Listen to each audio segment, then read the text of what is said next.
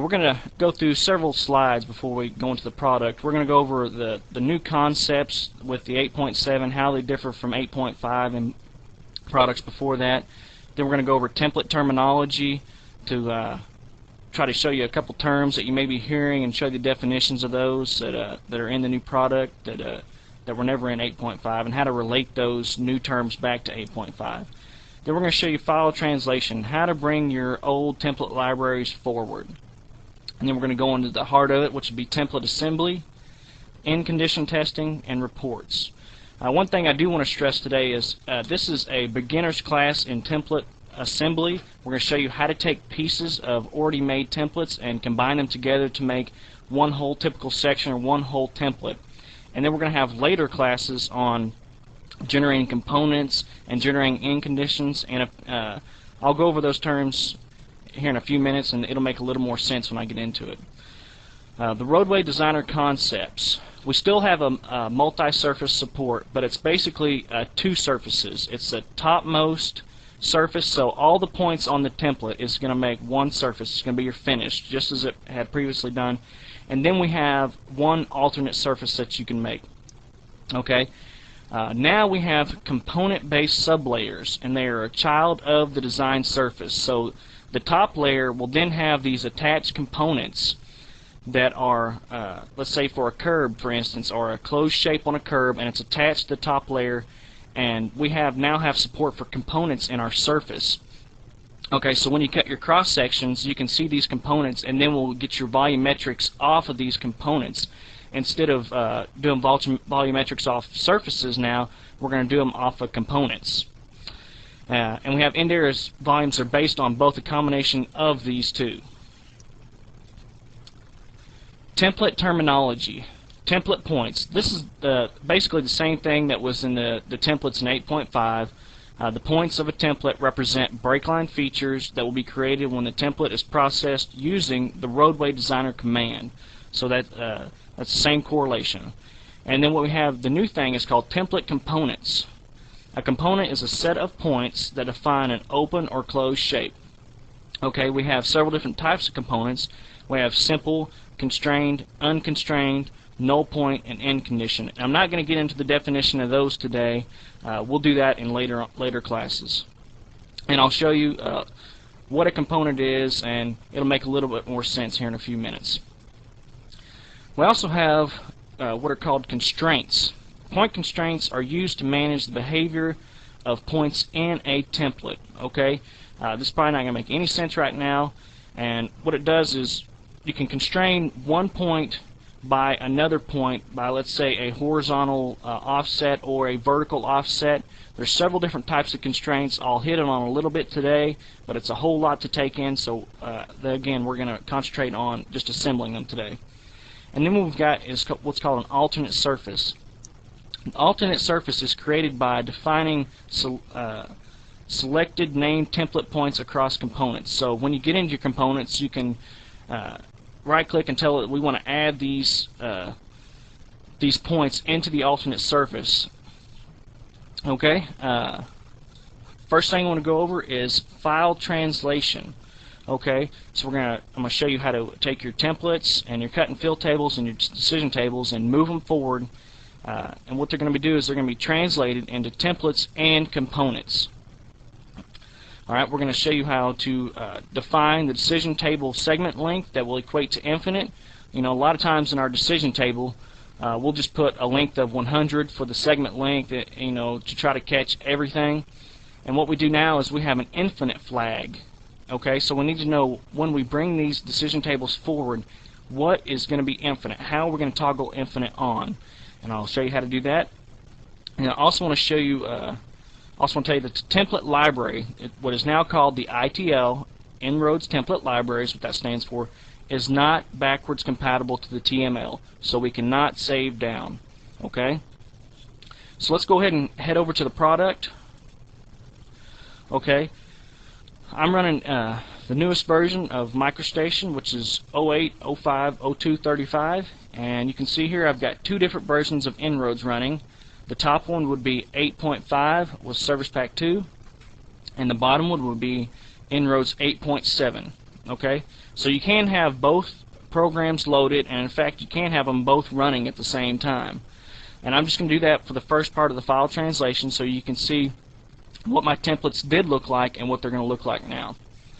So I'm going to go ahead and load up my, in 8.5, load up my TML file. We're going to go to Modeler, Define Typical Sections, and you can see here that I've got a couple templates created. We've got the 2-lane and a 4-lane divided. Pretty simple templates. And also, I've also got decision tables. So I've got 2 different decision tables. And what's going to happen to these decision tables, they're actually going to be converted to a template. Okay, it's going to be what we have now is basically called an end condition. It's a graphical decision table. Okay, and this isn't a very elaborate decision table at all. It's got one fill, and it's got 2 different cut situations. And then we have a rock cut that's got the same one fill and 2 different cuts, so it goes really steep if it doesn't sense anything to try to put it in a rock cut. Okay, go ahead and close out of this now.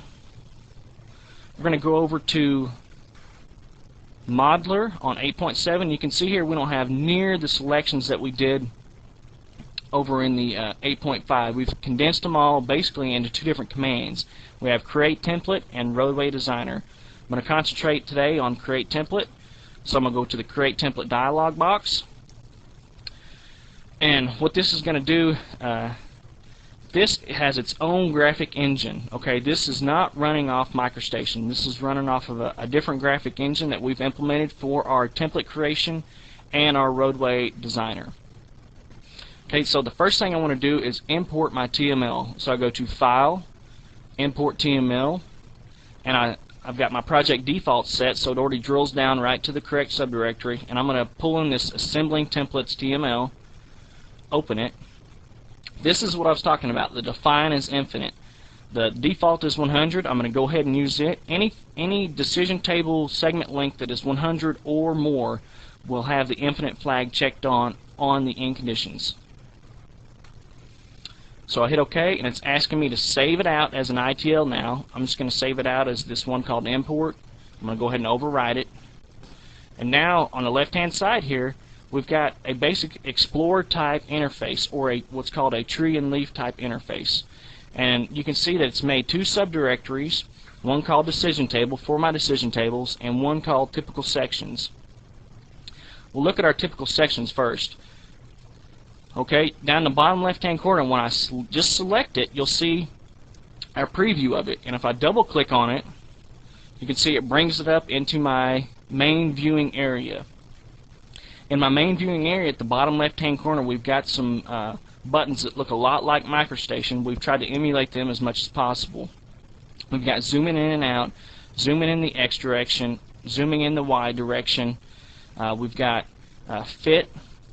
We've also got an undo and a redo, and I just want to make this clear. This undo and redo is not the view. This is an undo and redo command in editing the template, okay?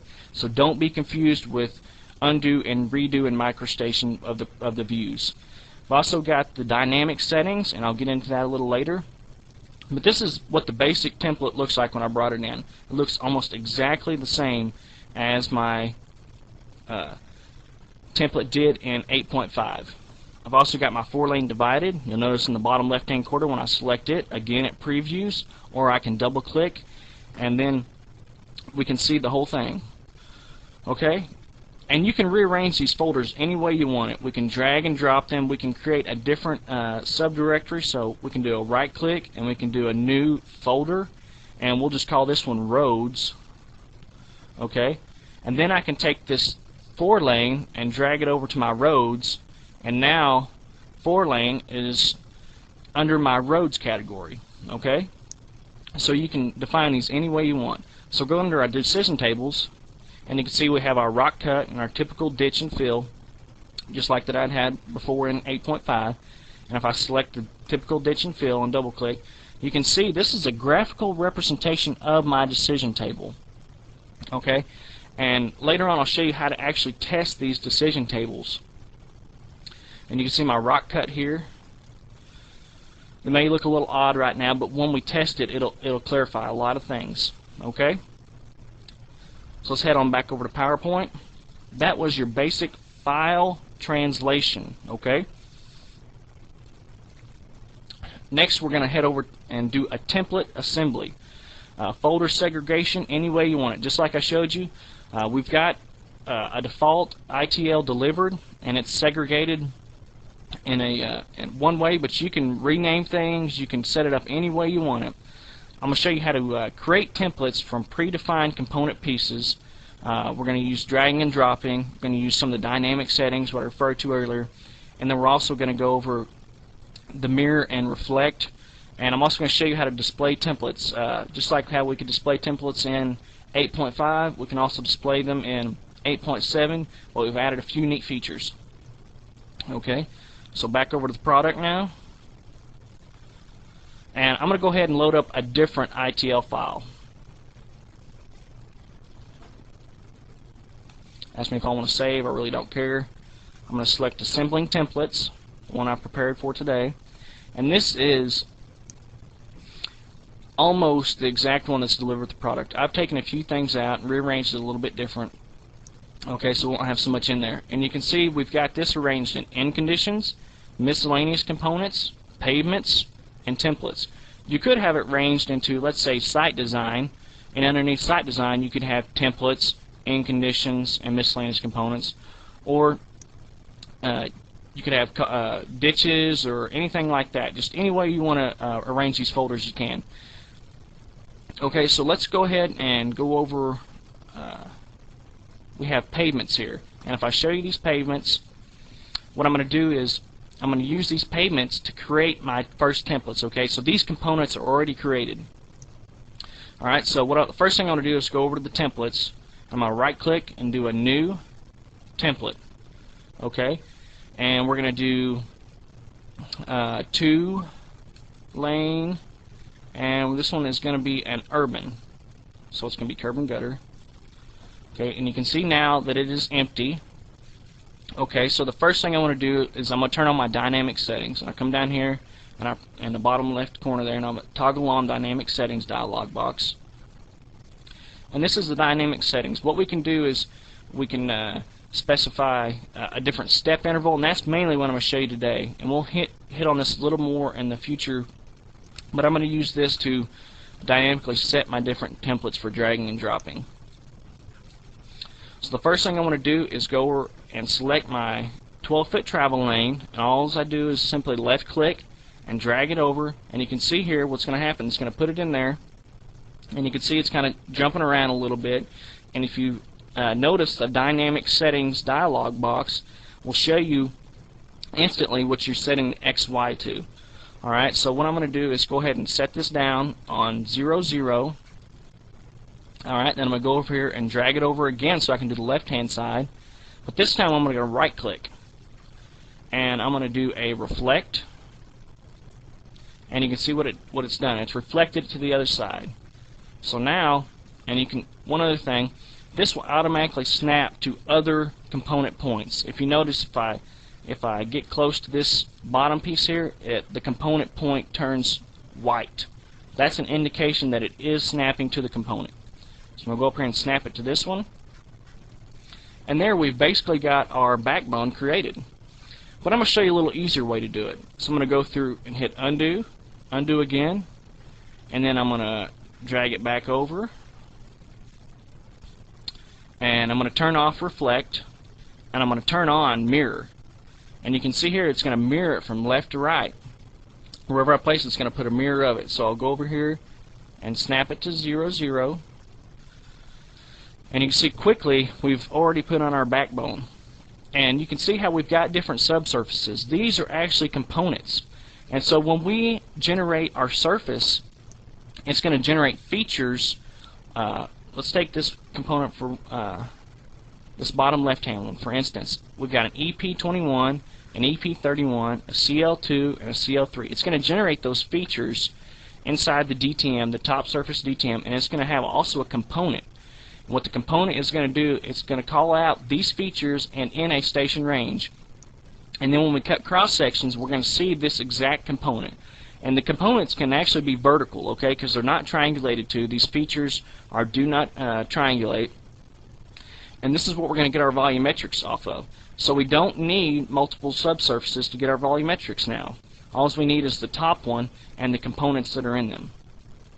Alright, so the next thing I want to do is go ahead. I just fit my view there, and you can see it modified the view to fit it the best that it could, and it's exaggerated in the vertical direction at this point.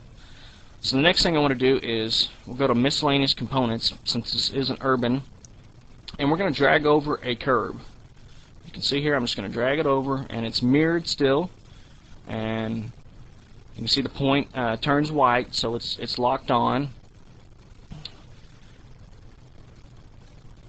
And now we're going to let go of it, and it's going to go ahead and attach that, and we'll maximize view again. And what we can do is you can actually hold down the control or the shift button and use your scroll mouse to control the different values here. And the same thing with the shift, we can scrunch it. Okay, so you can look at it many different ways. The next thing I want to do is on the right hand side I want to add a just a plain sidewalk. So I'm going to go over and select my sidewalk, and these are actually templates in themselves. All these things on the left hand side that you see are templates within themselves, okay? And what we're basically doing is just drag and drop one piece of a template over to another one, and then later on in the other classes we'll show you how to actually apply these different templates in the Roadway Designer. So I'm going to take my sidewalk, I'm going to drag it over, and at this point I'm going to turn off mirror. So I only want to do the right side. Okay? And now what I want to do is drag over my end condition. And what an end condition is, you can think of it as a either cut or fill or decision table, however you want it. But now it's just commonly known as an end condition. They're all combined into one, into what's called an end condition. So I'm going to go over, open up my end conditions folder, and I'm going to grab the variable slopes. And this may look a little odd at first. It's got a whole bunch of lines, but it'll all make sense here in a few minutes. I'll lock onto that side. Okay. And go ahead and fit view here, and you can see it's got basically different fills and different cuts for different situations. So let's go ahead and go back in. And now on the left hand side I'm going to add an urban slope with sidewalk. Okay. And you can see here I'm going to right click and I'm going to reflect it so it's on the right side. This side needs a green space, okay, with a simple cut fill. I'm going to lock in, and you can see there now I've successfully created my first template. Pretty simple. If you've already got the components made for you, you can just drag and drop to create your components. Alright, that was one tip. I'm going to go ahead and go over another template. We're going to make a 4-lane rule this time. Okay, so I'm going to right click on templates, and I'm going to go to new, and I'm going to go to template, and I'm going to call this one a 4-lane rule. Okay, this isn't going to be 4-lane divide, it's just going to be 4 lanes. I'm going to take my 12-foot travel lane, I'm going to drag it over, I'm going to turn off my reflect and turn on my mirror, locking into 0, 0. Okay, do the same thing again. Drag it over. Make sure it snaps to the point. Alright, I want to show you something a little bit different now. Notice how these components are all contained in themselves. Okay, what we want to do is make this component all the way across one component. So I'm going to take this adjoining leg, I'm going to do a right click, and I'm going to do merge components. And you can see there what it's done is I've only got one component there now. So when we do our volumes, we're only going to get one out of those instead of 2. Merge all these components into one. Zoom in here a little bit closer. Merge components. And we'll do the same thing for the middle. And we'll do a merge, right click, merge, right click, merge. Same thing for the left side.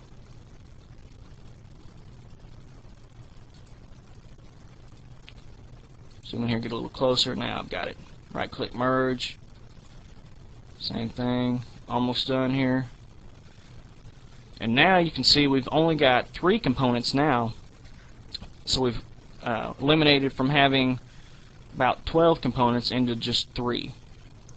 Alright, so the next thing we want to do is go ahead and add over a 6-foot shoulder. So I'm going to drag my 6-foot shoulder over, and I've still got my mirror on, notice. Lock it in. So now I've successfully got my shoulder in. Let's go ahead and add some end conditions, and we'll do a little bit different type of end condition. We're going to do a rock bench on the right hand side, okay? We're running into some rock. So I'm going to attach that, turn off my mirror. And on the left hand side, I'm going to do variable slopes. And we're going to do a reflect. Okay. And now that I've attached the left hand side, I will have successfully created my template. Okay, I'm going to go ahead and WebEx is going to be lagging just a second here. We'll wait for that to catch up. Moving a little fast for it.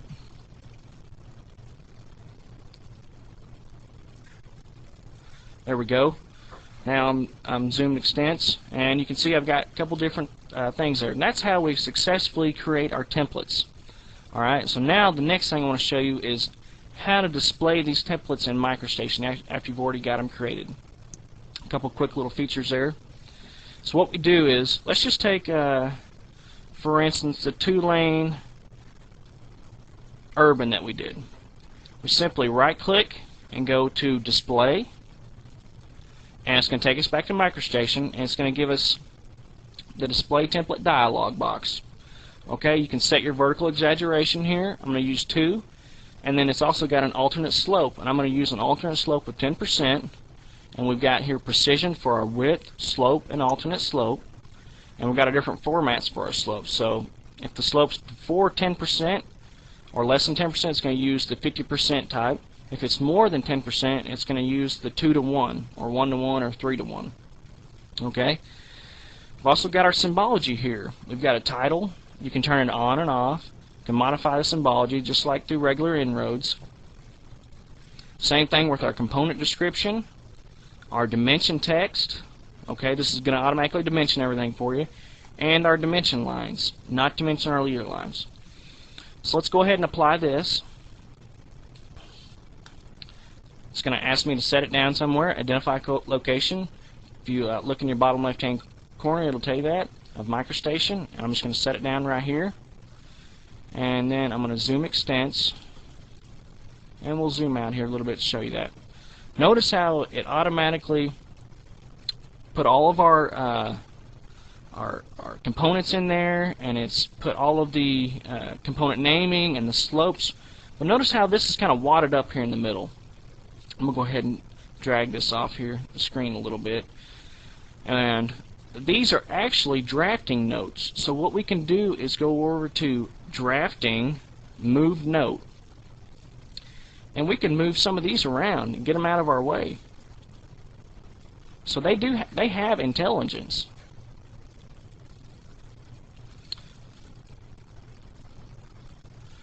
Okay, looks like WebEx is still lagging behind a little bit. I do apologize for that. Wait for it to catch up just a second. Alright, there we go. Now it's caught up. You can see there that I've moved some of these around. Try to run things a little bit slower now. Okay. And you can see there I've successfully kind of moved these around and got them to look a little bit better.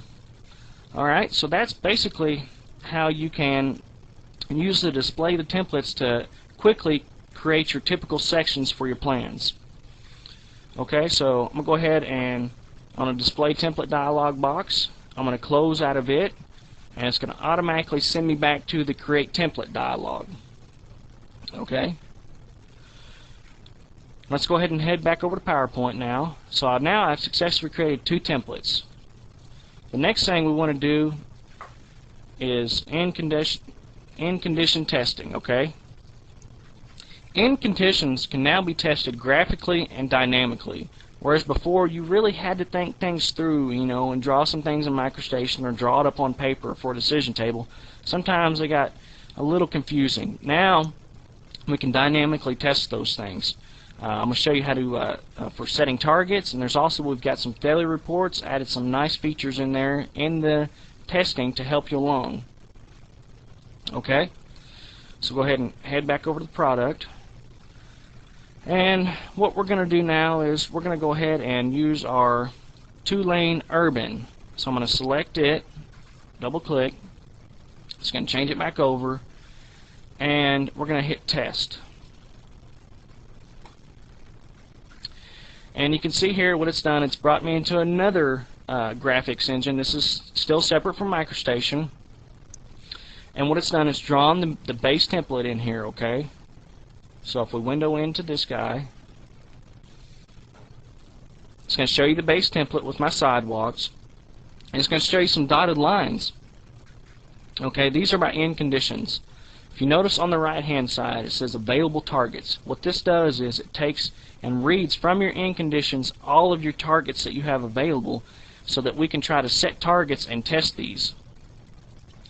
Alright, so what now what I want to do is select the active target, alright, and then you can see here we've got use slope surface, and I'll show you how to use that in a minute, but we're going to just do draw, okay?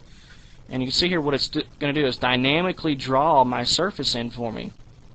If you notice on the left hand side there, I'm now in fill, but on the right hand side I'm in cut, okay? If I drop down a little bit farther, it's going to put me in cut on the right hand side. If I go down even farther than that, it's going to drop me down to a different slope if I exceed a certain amount, and there again down to this one. Same thing, if I go up for creating a ditch and then go up a little past that, it's going to go to a different slope to try to fit it in so we won't have such a broad right-of-way to purchase. And then we can just keep going up until we get up to this final one, and then it's going to keep going infinitely. Okay? So this is a pretty slick little tool for testing your end conditions and your decision tables. Alright, let's go ahead and close out of this one, and let's just test the other one that we have. Okay? Now we're going to test the 4-lane rule. Alright, this has got that special rock cut in it. So we're going to hit our test. Alright. And you can see the same thing, but now we've got 2 targets. So the first thing I'm going to do is set my active surface, okay? And I'm going to do, this time I'm going to use a little different slope. I'm going to use negative 10%. Okay, and I'm going to do draw. And you can see there it's dynamically drawing my surface at a negative 10%, and it's intersecting it basically through 2 cuts.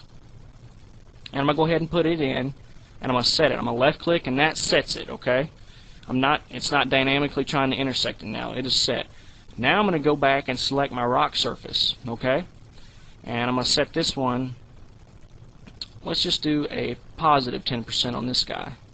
And we'll do a draw. And now that I'm drawing it, nothing happens until I start coming up. And if you notice on the right hand side,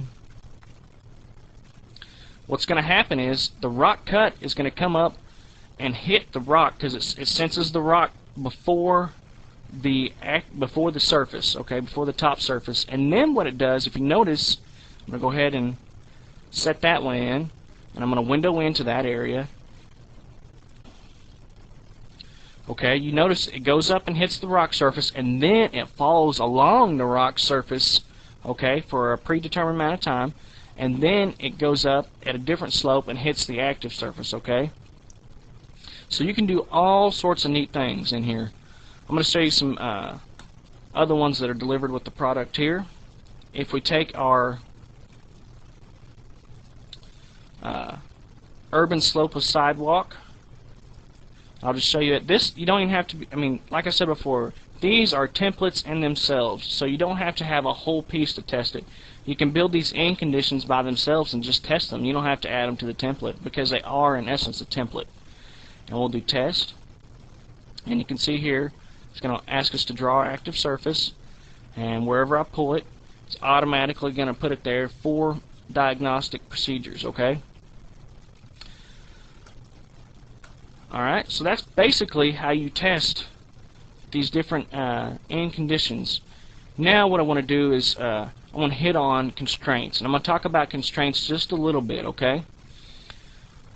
On the top here, what I can do is display. I've got a selection here. I can either display the components or I can display the constraints.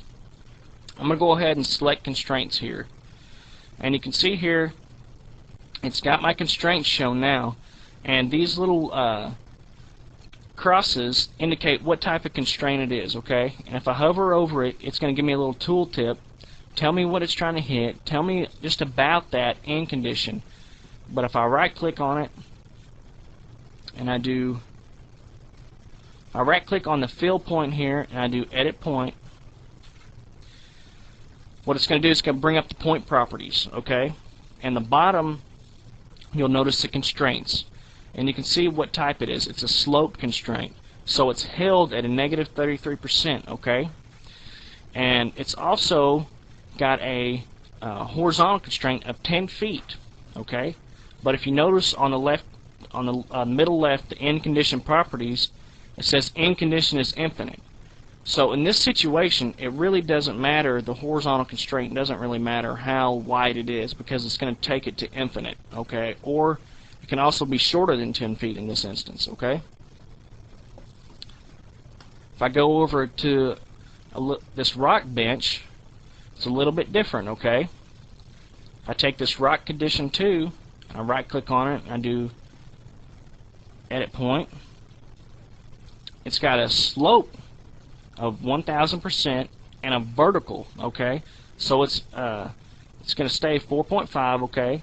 And it's also got the end condition is infinite on this one, okay? So it's going to keep going up until it hits it, okay?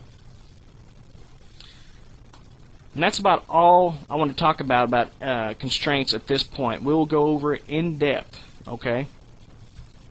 Let's head on back to the PowerPoint now. Alright, that was end condition testing. Alright, the next thing I want to show you is reports. Alright, let me tell you a little bit about the ITL file. It is not a binary file. It is now an XML file, okay? And the IRD, the Roadway Designer, is also a XML file. So all that is really needed to get a report out of this is to display a style sheet on top of the actual file that the templates are contained in. Alright, let's head back to the product, and what I'm going to do now is go to Tools, and I'm just going to go straight to XML reports. View XML reports. Apologize. Let me close out of the Create Templates dialog. I'll say yes, ask me to save. Now I've got both my inroads back up. The one that you saw earlier was the 8.5. Okay, so on inroads 8.7 here, the bottom one, I'm going to go to Tools, View XML Reports. I'm sure you're all by now familiar with XML reports. Alright, now what I need to do is open up that ITL file. So I'm going to go to File, Open, and the files of type here, see it's set to XML, but it's got a drop down, and now it's got a selection for IRD or ITL. Okay, so I'm going to select ITL for my template library, select my assembling templates, hit open, and you'll notice it's going to bring up basic, your just raw XML. That's all you're going to see right now. But on the left hand side, if I go to my template library folder and I select, let's say, the template list for right now, what it's going to do is automatically going to format that XML and bring up a nice looking template list report. Okay, it's going to tell you about your templates. Okay, it's going to tell you the categories first, and then within those categories or folders, it's going to tell you the template names. It's going to give you the name. It's also going to give you the description, and it's also going to tell you who it's last revised by. So we can see we've got some templates in here under the category templates. We've got some categories under pavements. We got a category payment and templates underneath there. Remember, just because it's a component doesn't mean it's a template. It's still considered a template by itself. Got end conditions and miscellaneous components. We can also go to the template component style sheet. Still the same ITL file, but now we've got a completely different report. Okay, you can see here this is a template component report. What it's going to do is it's going to again tell us what category we're in, tell it what template and description. Alright, it's going to tell us the component first, tell us the description of the component, and then tell us the point names associated with that component. Give us the X, Y values, the slope distances, the widths, and the delta Y. And this is all coming from the same file, okay? It's just the style sheet that makes it look a little bit different, okay? So the information is there at your fingertips. You just have to produce the correct style sheet to get the information out, okay? And we've delivered these two for you. Alright? So let's go ahead and step on back over, and let's go back to create templates. Alright, and we'll look at some of these different miscellaneous components. We have this Jersey median barrier here, and I'm going to switch off the constraints, and you can see this one's highly constrained. This one's got a lot of constraints in it. And I just want to hit on constraints a few more and show you what all can be done here. And I'm going to switch to components. Alright, and this is what basically you put this median barrier in between a 4-lane road or 2-lane road. Alright, but what you can do is, we'll zoom out here a little bit. I can right click on this point out here and I'll do move point, and watch what's going to happen. It's going to dynamically stretch depending on which way you move. Okay, it can get taller vertically, or it can stretch it in the other direction. So if the road on the left hand side is lower than on the right hand side, it's going to make the barrier, the top portion, it's going to make it larger. Okay, but if it's the right hand side's lower than the left hand side, then it's just going to make the basic retaining wall portion of the median barrier larger. Okay, and if I go back to constraints here, you can see there's different constraints all over this guy. And if I right click on this one and I do edit point, you can see it's only got one constraint on that left hand side. Okay, a point can only have two constraints. Alright, this one has a horizontal constraint, so it's going to hold it to a horizontal value, and then off of this guy all of these other ones are constrained. I'll right click on this one and do edit point. You can see this one has a slope constraint and a vertical constraint. Same way with this one, edit point. This one's got a vertical maximum, which uses two parents, uses two different points, and ensures that it stays 4.17 feet away. Okay, so that's what it does. And then it's also got a horizontal constraint. Alright, so what you do is you use these constraints, basically use these constraints to control other points. Alright, and if you notice here, we've got a couple different color points. Alright, we've got a yellow one. Okay, that indicates one constraint. Alright, we've got red, which indicates it's fully constrained. Alright, so if I right clicked on this one and do edit point, and I switch this type to none and apply and close, you'll notice it turned green. That means it's completely unconstrained. Alright, so then when if I switch back to components and I do move, you know, I can move it left and right, whereas before I could not move it left and right. Okay, these other points are moving because they are constrained to it. Alright, I just wanted to hit a little bit on constraints there to clarify what all they can be done and the power of this. Okay, alright, go back over to PowerPoint. So in summary, today's lecture has provided a fundamental understanding of template concepts, components, constraints, and assembly. This is going to conclude today's remote lecture on Bentley Inroads 8.7 assembling templates.